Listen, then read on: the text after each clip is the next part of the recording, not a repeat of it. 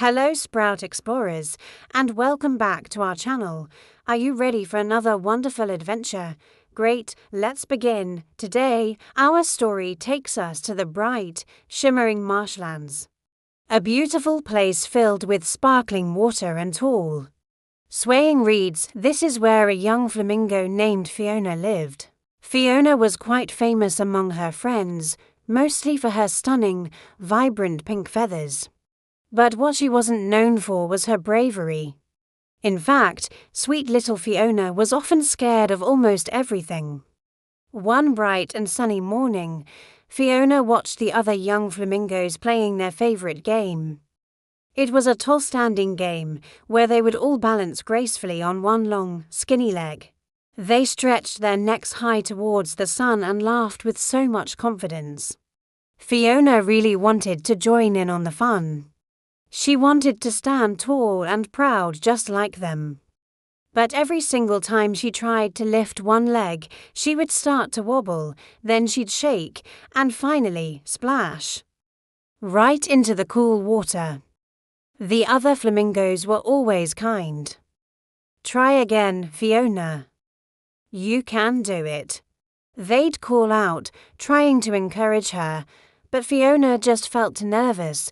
The fear of falling was stronger than her desire to play, so she would just watch from the sidelines, wishing she could be as brave as her friends. Then one afternoon, something unexpected happened. The clear blue sky suddenly dimmed and dark clouds rolled in. A strong, gusty wind swept across the marsh, making the reeds dance and the water ripple. In the middle of this sudden storm, a tiny baby duckling named Dilly was playing near the water's edge. A huge gust of wind blew so hard that it lifted poor Dilly right off his feet and onto a tiny, lonely island in the middle of the marsh, far away from his family.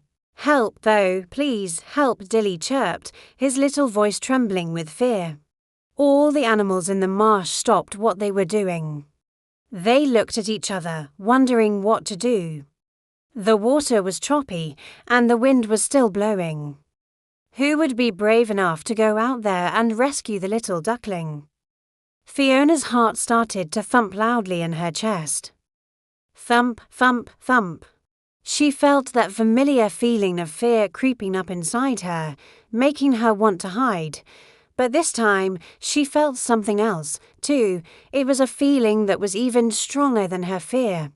It was kindness. She looked at little Dilly, all alone and scared.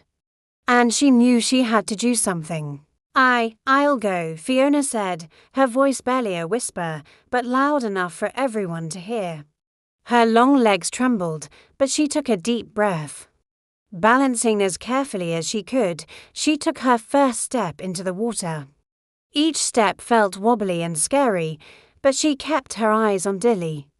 She reminded herself over and over, "Dilly needs me. I have to be brave for him." Splashy step, splashy step. Slowly but surely, Fiona made her way across the water.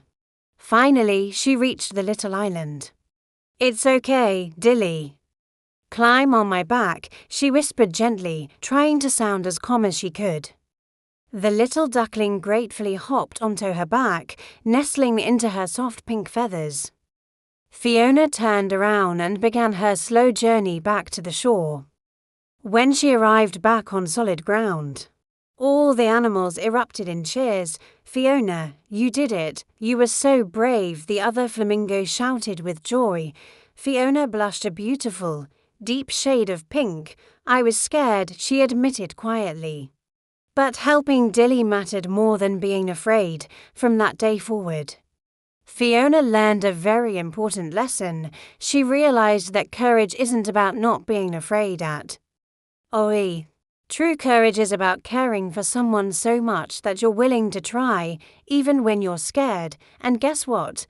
The very next day, Fiona joined the tall standing game with her friends, and this time she stood on one leg, tall and proud, and she didn't wobble at all. Thank you so much for joining our adventure today, Sprout Explorers. If you loved Fiona's story, please subscribe to our channel and hit that like button. We can't wait to see you next time. Bye for now.